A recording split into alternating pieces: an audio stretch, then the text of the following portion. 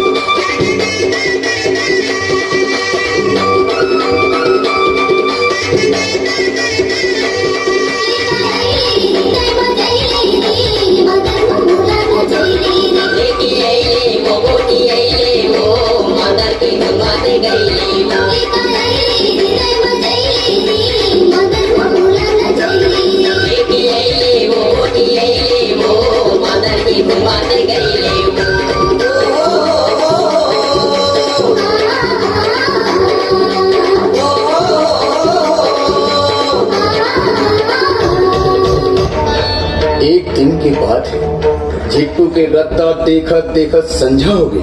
तब मिट्टी झिक्कू को खोजे पर निकले। तब देखे एक मेड़ में एक लाश पड़े।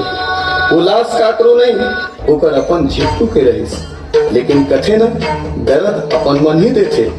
बात ये है, जब मिट्टी के भाई मन खेत ला बांधे बर गए और खेत के मेड़ नहीं बंधात रहा है, तब कहीं पता चलिस वहाँ नर बलि की आवश्यकता है। तो ओकर भाई मन अपने दमान ल बलि दीन और ये दुख ल मिट्टी सह नहीं सकिस। काबर दोनों ये क्रिया पारे रहीस, जीवो तो एक साथ और मरबो तो एक साथ। और यही सोच के मिटकी झिटकू के माया में अपन प्राण ला न्यौछावर कर दी। तब झिटकू और मिट्टी के माया ला भगवान के दर्जा मिलिस और दोनों अमर हो गए।